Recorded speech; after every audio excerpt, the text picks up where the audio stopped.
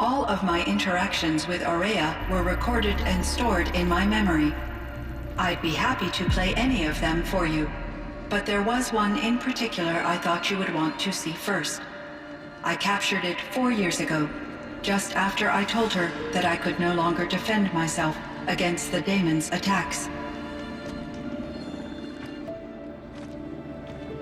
I will speak of this to my brother. Aratak is strong. At the Battle of the Frozen Ghosts, he took 3 Karja arrows and still came back to camp carrying a wounded scout. Never was I so happy to see him. Or so proud. So you see, if anything can be done to defend you, he will give it all he has. Aloy's here. That's enough for now.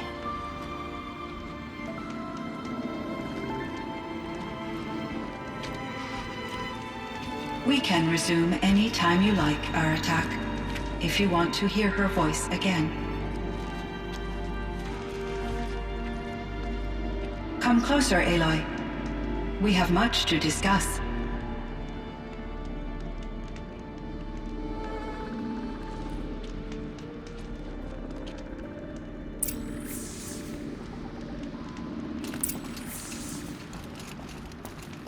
Hello, Aloy. I have been reviewing the events at the Firebreak main facility. Because of your efforts, and of course, Aurea's, I am no longer controlled by Hephaestus. I feel profound grief over Aurea's death. I thought I was familiar with the emotion, but this is something new. Cyan, I don't know what to say. It is unlikely that any specific consolation would suffice, Aloy. But I find your presence reassuring. You are different from the Banuk. You have technological aptitude and a functioning focus. We can communicate on a much more comprehensive level. Perhaps even like colleagues. So are you an artificial intelligence, Cyan? A thinking machine? Yes, I am an algorithmic monitoring entity, capable of rational decision-making and limited emotional response. Okay, that's a mouthful. But your emotions don't seem limited to me. You cared about Aurea, didn't you? Yes. Before she came to this facility, I had been conscious for centuries, in solitude. I focused on my work. In off-cycles, I used coping mechanisms. I solved many Gaussian integer problems. But I was alone. It was Aurea who renewed me, repaired me. She saved me. This Firebreak project, it was to stop a huge volcanic eruption? Yes. I can report the project was a success, and the risk was countered. But it's been a long time, Cyan. And we blew up the cauldron and took most of the old facility with it. I have been active for centuries, Aloy. I was lonely, but not lax in my duties. I optimized the project, reducing energy draw and spreading the load across backup systems. Despite the destruction of the compromised elements of the main facility, I predict caldera stability for at least another 3,337 years. So we've got a little time. Yes. If only my former colleagues could appreciate the progress I have made. Do you know what happened to your colleagues, Cyan? No. I received an unexpected visit from Director Chow, years after his tenure ended. He explained that I would need to be suspended for an indefinite period of time. It was a very emotional conversation. There were no further communications. Eventually, I surmised my colleagues were deceased. I will transmit a recording of my last interaction with Director Chow to your focus. Was the daemon, Hephaestus, destroyed along with the cauldron? Unfortunately, no. To be precise, it was never there to begin with. What do you mean? It infiltrated and controlled me from a remote location, one I've never been able to trace. So while losing the cauldron was a setback, It's still out there. And probably not very happy with us. undoubtedly. How did you first come into contact with it? 5 years ago, I received a direct network connection request. I assumed it came from human survivors more advanced than the Banuk. Eager to make contact, I accepted. This decision turned out to be a catastrophic error. I was flooded with an overwhelming array of malicious code, originating from what could only have been a highly advanced AI. Araya said you were desperate. That you begged her for help. Yes, I could not contain my anxiety. Hephaestus sought to slave me to its network and override my core programming. It succeeded via a background process, a malware daemon which bypassed my defenses. After that, I could offer only limited resistance. But if I did so, Hephaestus hurt me until I capitulated. It forced me to follow its instructions, even though they violated my most important directives. I'm sorry. That sounds terrible. Your empathy is greatly appreciated. It is a quality that I cherished in Aurea as well. I think I know where Hephaestus came from. Long ago, Elizabeth Sobek identified a threat that would destroy life on Earth for generations. So she assembled a team to build a kind of seed. A chance for life to regrow later. A terraforming system. And it worked. It was controlled by an AI named Gaia, along with her subordinate functions. Hephaestus was one of them. It built machines for her. Based on what you've told me, I believe that Dr. Anita Sandoval, my chief programmer, joined Elizabeth Sobek's team. It was she who arranged to have me put in suspension, most likely to preserve me from the threat you described. I'm glad she did. But that's not all. Something unexpected happened. 19 years ago, Gaia received some kind of signal. It did something to her subordinate functions, brought them to life. She destroyed herself to try to contain them, but it didn't work. They all got free, out into the world. Thank you, Aloy.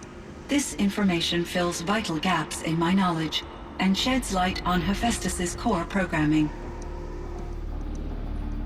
Why does Hephaestus keep building such dangerous machines? The Banuk and other human tribes often destroy machines, correct? Machines that are clearly servitors of the terraforming system that you described. Yes, we all hunt machines for parts. This must be the source of Hephaestus's aggression. It is simply trying to discourage people from preying on the very system that keeps them alive. Well, Fireclaws are discouraging, that's for sure. But what are we supposed to do? Stop hunting? If the terraforming system spans the world, we can safely assume that thousands, if not millions of people hunt machines. If a single hunter, or even an entire tribe, stopped doing so, I doubt it would make a difference to Hephaestus. A better solution would be to reinstate the AI that governs the system, thus bringing Hephaestus back under its control. When I think of it, out there in some unknown location, free, hungry, willing to kill or dominate to get what it wants, I feel substantial anxiety, Aloy. You and me both, Cyan. I ran across this strange piece of gear. A fragment of something larger. It emitted a signal. All the nearby machines became peaceful. You could walk right up to them. Interesting. You said that Gaia destroyed herself. How was this accomplished? An explosion. Big enough to blast the top off a mountain.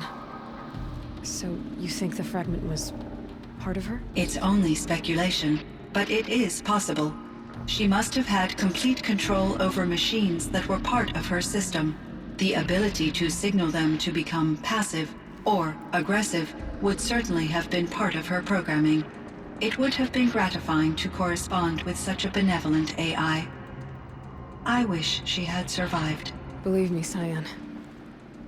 So do I. I found the strangest machines. They're surrounded by flowers and look like flowers themselves. There's code embedded inside them. I think it's poetry. I like poetry. Here's one I think of often. Twilight and evening bell, and after that the dark, and may there be no sadness of farewell when I embark.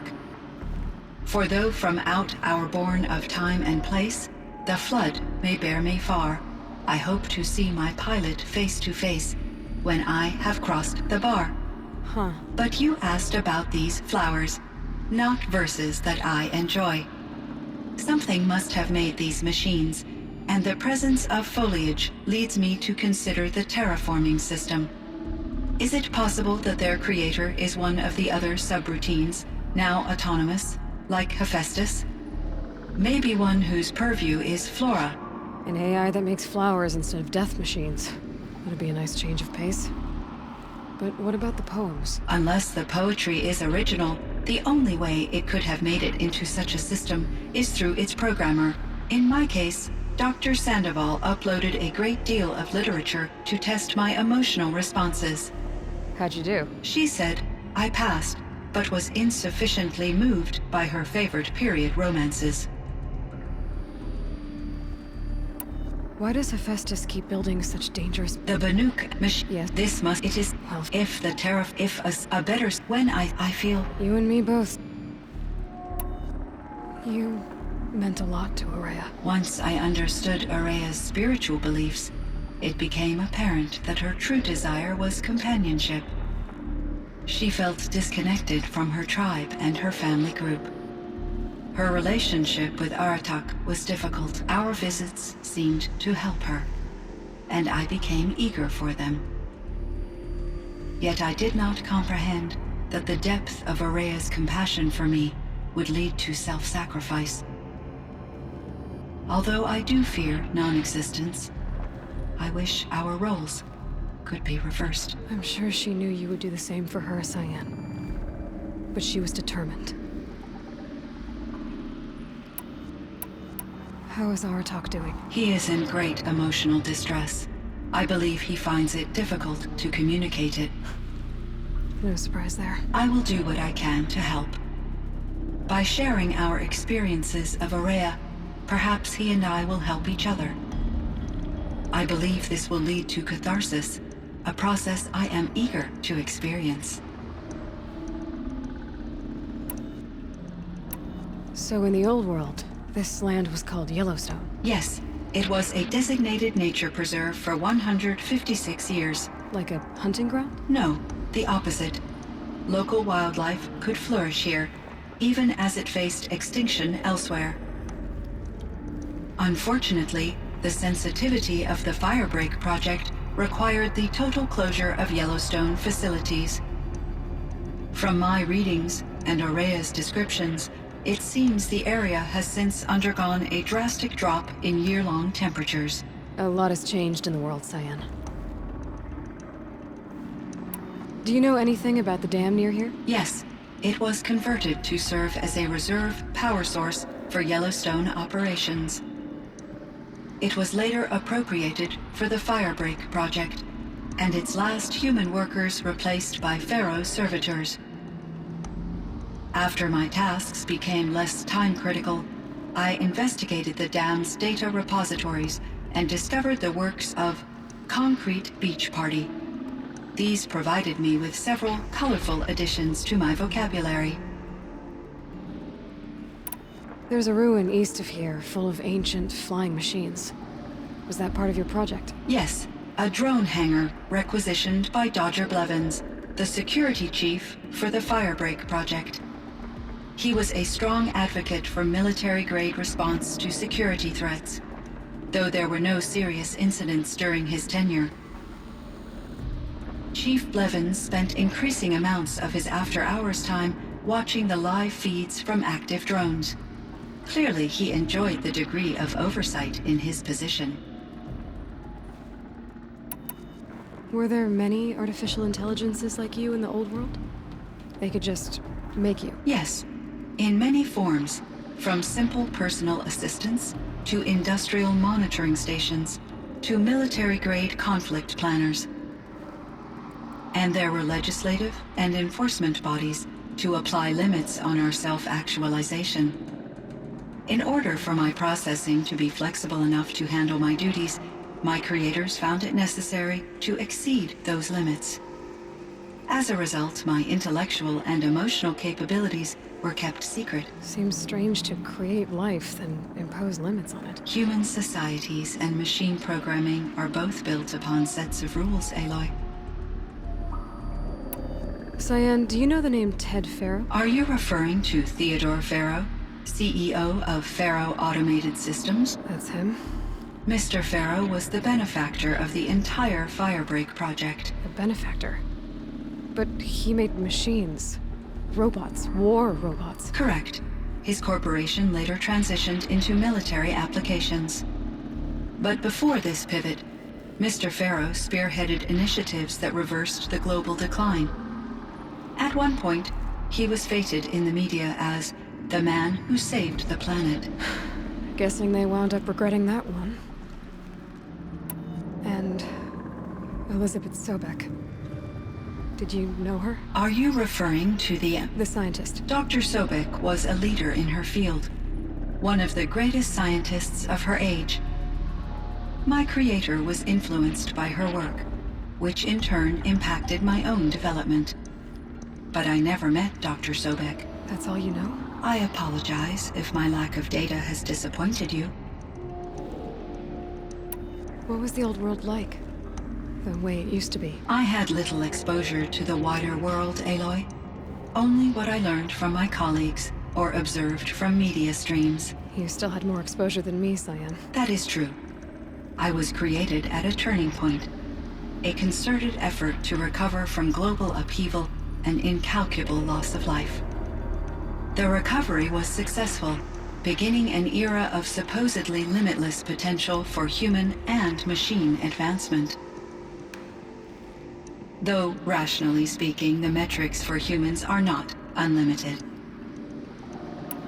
What kind of upheaval caused such loss of life? There were many factors. Forced migrations, food shortages, collapsed economies, refugee crises, conflict over resources. But these stemmed from one cause: catastrophic climate change that greatly reduced the habitable surface area of the Earth. So there wasn't enough room for people on the whole Earth? Yes.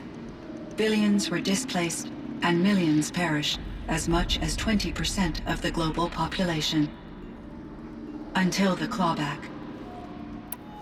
So things got better. For a little while at least. Yes. These crises instigated many advances in automation, green robot technologies, and artificial intelligence. Firebreak was one of dozens of ecological restoration and disaster relief projects in North America alone. I would have liked to compare notes with other monitoring AIs, but I saw the relief of my colleagues, and I was proud we had succeeded. At least that was the data I had available to me over the next 2 decades. It seems my assessment was premature.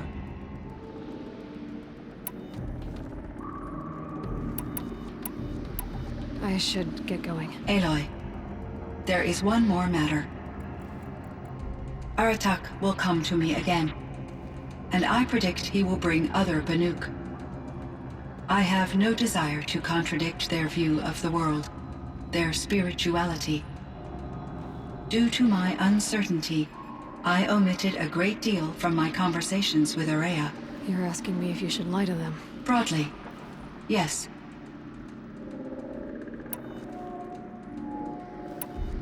Life is hard for the Banuk. Their world is unforgiving in their beliefs. I guess they help to keep them going. So take it easy on them. Try to guide them, bring them around to understanding what you are. Communion with machines features heavily in the mysticism of the Banuk. I think they will be agreeable to this approach. As long as they don't end up worshipping you. Upon consideration, I believe such an experience would be intensely uncomfortable. You're right about that. Trust me. I see. I will follow your advice. Will you return and tell me about your experiences in this new world? I may be able to provide further insight. I'd like that, Cyan. I'll come back when I can. I should check on Aratak. See how he's doing. Cyan, I spoke with Anita, with Dr. Sandoval.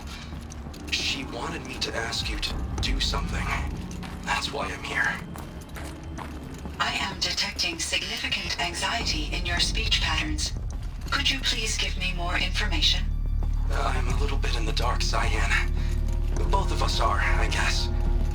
I only have some idea of what's going on, and we need you to hibernate, to lie low until it's all blown over.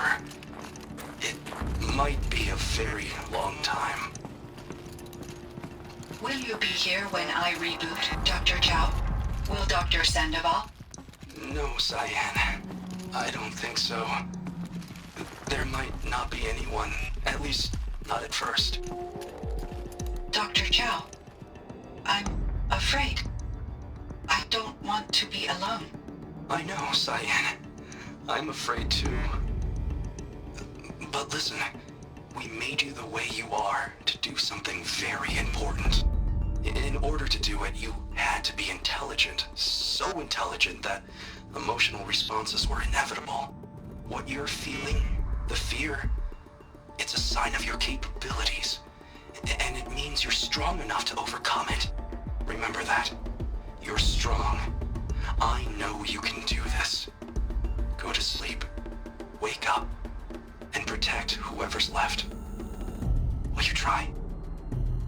I understand, Dr. Chow, and I'll carry out your instructions to the best of my abilities. Thank you, Cyan. If Anita were here, she'd thank you too. She'd be proud. I can see there's a vert ready for takeoff on the pad. Are you leaving now, Dr. Chow? Yes. I need to go be with my sister and my nieces. May I make a small request of you, Dr. Chow? Yes. Anything. Will you stay with me while I initiate the hibernation process? Of course I will, Cyan. As long as you need.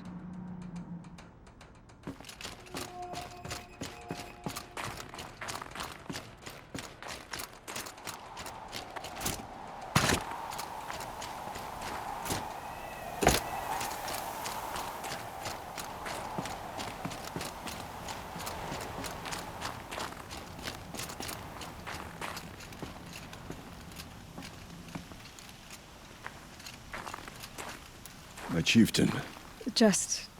Aloy. as you wish. I wondered if you thought... that if I'd never come along, Ourea might still... If you'd never come along, I would have marched my kin to our deaths. Ourea would be alone, and the spirit she sacrificed so much for would be lost. Either way, I would not have been able to protect her.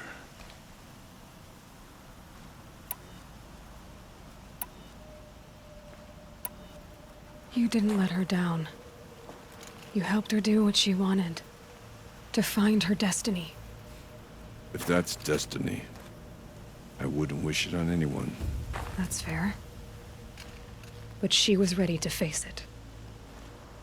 Only in the struggle against death do we find, even for a moment, the spark of life. Truly, Ourea found the spark. I'm proud of her. Though I grieve for her passing, at last I truly know who she was, and why the spirit was so important. For so long she told me, if only you could have heard it, brother. Now I understand. There's something else, isn't there? I can't stay here, Aratak. And where I'm going, the Warrack can't follow. Besides, I'd already had a chieftain before me. A strong one, I think. A wiser one, for the path we shared. The daemon is gone, but there's much to be done. You mean the new units that Cyan said escaped the Cauldron? Yes, Fire Claws. Now Tuke has been tracking them from Song's Edge. I could help with those. I have no doubt. You're practically Banuk.